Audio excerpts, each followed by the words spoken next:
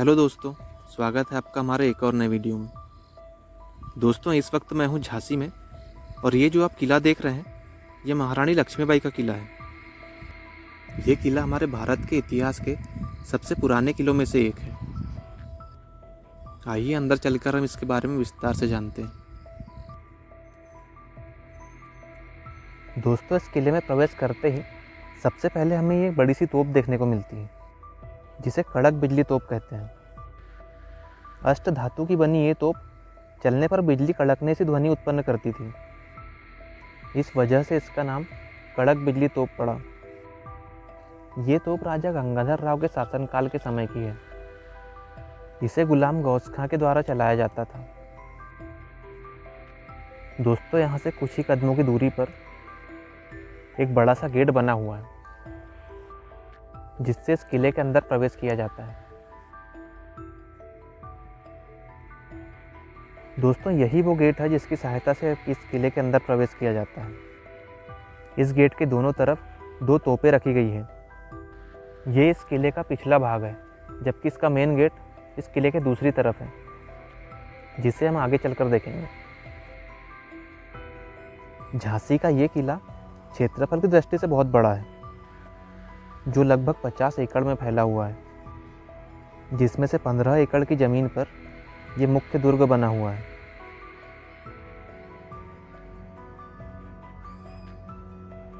दोस्तों, अब हम इस किले के उस हिस्से में पहुंच गए हैं जो उस समय सभा कक्ष के रूप में प्रयोग में लाया जाता था, जिसे पंचमहल कहते हैं।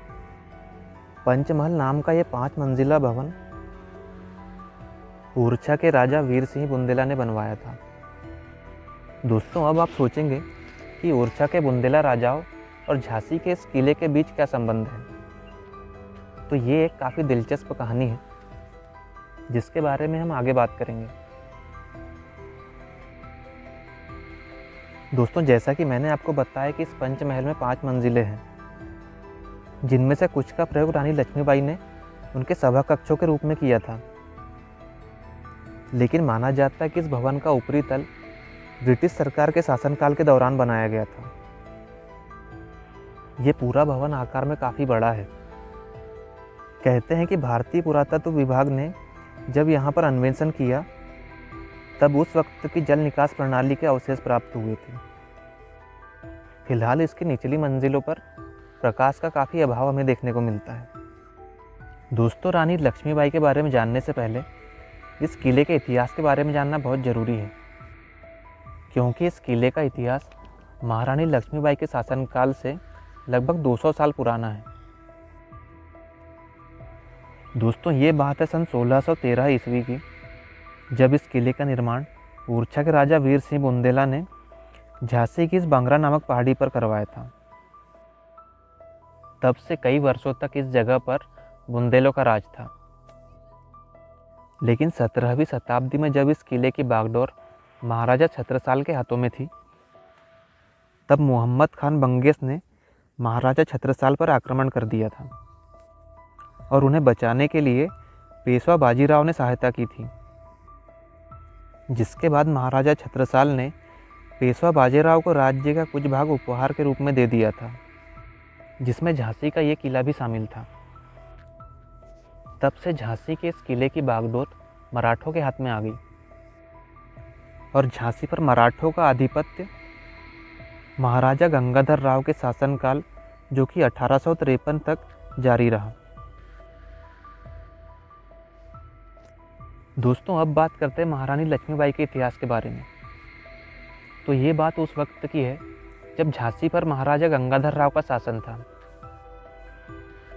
और 19 मई 1842 में महाराज गंगाधर राव ने मणिकर्णिका नामक एक लड़की से विवाह किया।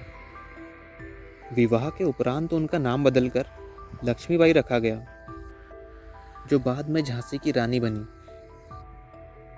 विवाह के कुछ वर्षों बाद महाराज गंगाधर राव और महारानी लक्ष्मीबाई को एक पुत्र हुआ, जिसका नाम दामोदर राव रखा गया। लेकिन उनके पुत्र का स्वास्थ्य कुछ ठीक न होने की वजह से मात्र 3 माह की आयु में ही उसका स्वर्गवास हो गया था। इस घटना का महाराज गंगाधर राव को बहुत ही गहरा सदमा लगा और उनका स्वास्थ्य धीरे धीरे बिगड़ने लगा। उनके पुत्र की मृत्यु के बाद उन्हें ये चिंता सताने लगी कि उनके बाद उनके राज्य को कौन संभालेगा। उनकी इस चिंता और स्वास्थ्य के बिगड़ते हालात को देखते हुए रानी लक्ष्मीबाई ने उन्हीं के कुल के एक छोटे बच्चे को गोद लिया, जिसका नाम आनंदराव था, जिसे बाद में बदलकर उनके मृत बेटे के नाम पर दामोदर राव रखा गया। लेकिन इस सब का कोई फायदा नहीं हुआ, क्योंकि उसके कुछ ही दिनों बाद महाराज गंगाधर राव की मृत्यु हो गई। महाराज गंगाधर राव की मृत्यु के बाद रानी लक्ष्मीबाई ने उनके पुत्र दामोदर राव को उनका उत्तराधिकारी घोषित कर दिया। लेकिन अंग्रेज़ों ने उनका यह दावा नकारते हुए झांसी को अपने साम्राज्य का अंग घोषित कर दिया। इस घटना से बुंदेल और मराठा राजाओं के बीच गहरा असंतोष फैल गया, जिसने 1857 की क्रांति में आग में घी का काम किया।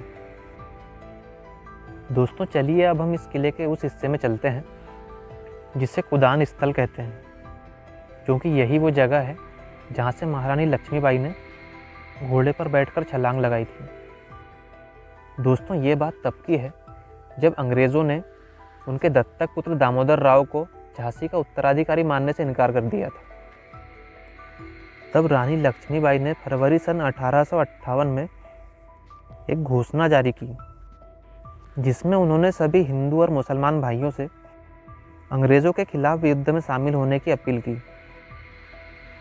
यूरोज की अगुवाई में अंग्रेजी सेना ने अपना अभियान शुरू किया, जिसमें लगभग 7 दिनों तक अंग्रेज़ों ने इस किले की दीवारों पर गोले बरसाए थे। लेकिन इस किले की मजबूती और रानी लक्ष्मीबाई के कुशल नेतृत्व की वजह से वो इस किले के अंदर प्रवेश नहीं कर पाए। तब यूरोज समझ गया था कि सैन्य बल से इस किले को जीत पाना नामुमकिन है। तब उसने एक चाल चली और झांसी के एक विश्वासघाती सरदार दूल्हा सिंह को अपने साथ मिला लिया। दोस्तों, यही वो जगह है जहाँ से लक्ष्मीबाई ने छलांग लगाई थी। दोस्तों, यूरोज ने जब सरदार दूल्हा सिंह को अपने साथ मिला लिया तो उसने धोखे से इस किले का एक गेट जो दक्षिण दिशा में है उसे खोल दिया। तब जाकर अंग्रेज़ों की सेना इस किले के अंदर घुसी और लोगों को मारना शुरू कर दिया। ये सब देखकर रानी लक्ष्मीबाई ने अपने पुत्र दामोदर राव को अपनी पीठ से बांधा और खुद ही अंग्रेज़ों का सामना करने के लिए निकल पड़ी। उस वक्त झांसी की सेना अंग्रेज़ों की सेनाओं के सामने काफ़ी छोटी थी। लड़ते लड़ते एक वक्त ऐसा आया जब रानी लक्ष्मीबाई अंग्रेज़ों के बीच घिर गई। तब उन्होंने यहाँ से छलांग लगाई थी। यहाँ से छलांग लगाने के बाद कुछ ही दूरी पर चलकर उनका घोड़ा भी वीर गति को प्राप्त हुआ, जिसके बाद रानी उनके विश्वास पात्र सरदार गौस खां और रामराव देशमुख के साथ कालपी की ओर बढ़ने लगी। दोस्तों, कालपी एक ऐतिहासिक नगर है जो उत्तर प्रदेश के जालौन जिले का हिस्सा है। कहते हैं कि रानी जब कालपी की ओर बढ़ रही थी तब एक गोली उनके पैर में लगी हुई थी, जिसके बाद भी वो नहीं रुकी। और जब रानी कालपी की ओर बढ़ रही थी तब सामने एक नाला आया, जिससे उनका घोड़ा पार नहीं कर सका। इस बात का फ़ायदा उठाकर अंग्रेज़ों ने उन्हें घेर लिया। कहते हैं कि उस वक्त एक सैनिक ने पीछे से रानी के सिर पर वार किया, जिससे उनके सिर का दाहिना हिस्सा कट गया। इतनी बुरी तरह घायल होने के बावजूद रानी तलवार चलाती रही और इसी तरह लड़ते हुए रानी लक्ष्मीबाई वीरगति को प्राप्त हुई। कहते हैं कि सिर पर गहरी चोट लगने की वजह से रानी लक्ष्मीबाई की मृत्यु हुई थी।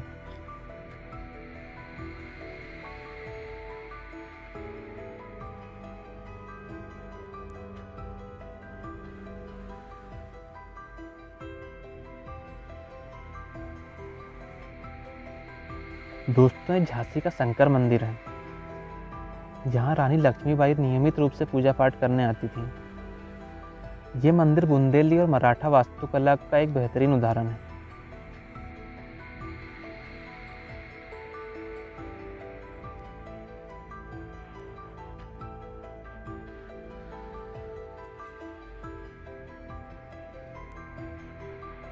दोस्तों, ये एक कालकोठरी है। माना जाता है कि इसे रानी लक्ष्मीबाई के कहने पर बनवाया गया था। क्योंकि इससे पहले झांसी में गुनहगारों को सीधे फांसी की सज़ा सुनाई जाती थी। इस किले की बहुत सी ऐसी जगह है जहाँ पर जाने की अनुमति नहीं है, जिन्हें फ़िलहाल बंद कर दिया गया है।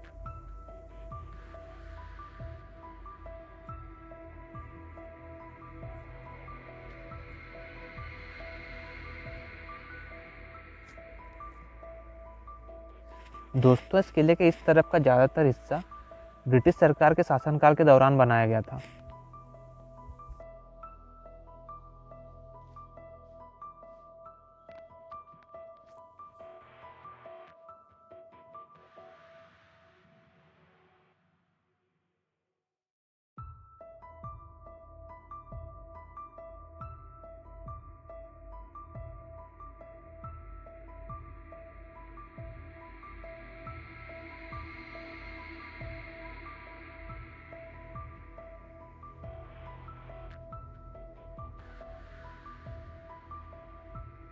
दोस्तों, किले के इस हिस्से में रानी के विश्वास पात्रों की कब्र बनी हुई है, जिनमें गुलाम गौस खां, जो आखिरी दम तक रानी के साथ थे, मोतीबाई और खुदाबख्श शामिल हैं।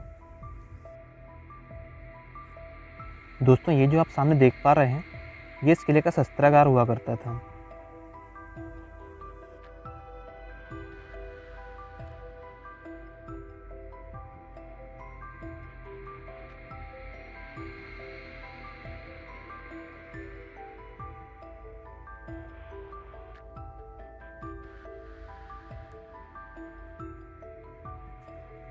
दोस्तों, अब हम इस किले के उस हिस्से में हैं जहाँ पर मराठाओं के आराध्य भगवान गणेश का मंदिर बना हुआ है। इस मंदिर के ठीक ऊपर एक बड़ी सी तोप रखी हुई है, जिसे भवानी शंकर तोप कहते हैं। इसे एक महिला तोपची चलाया करती थी, जिनका नाम मोतीबाई था।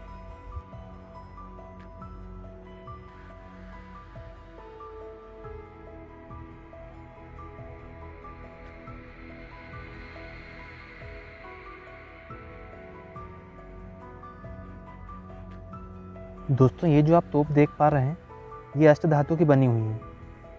इसे यहाँ की महिला तोपची मोतीबाई चलाती थी, जो 1858 के युद्ध में शहीद हो गई थी। जो कुछ देर पहले मैंने आपको 3 कब्रें दिखाई, उनमें से एक कब्र इनकी भी थी।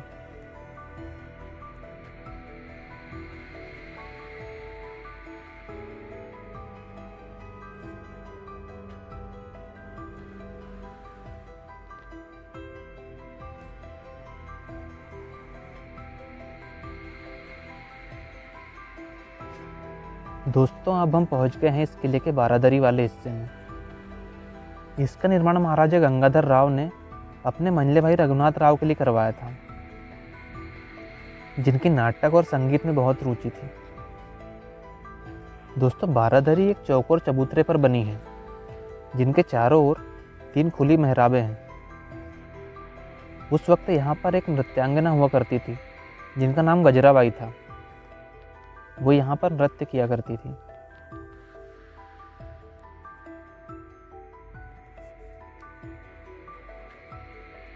दोस्तों, अब हम चलते हैं इस किले के उस हिस्से में जहाँ पर इस किले का मेन गेट लगा हुआ है।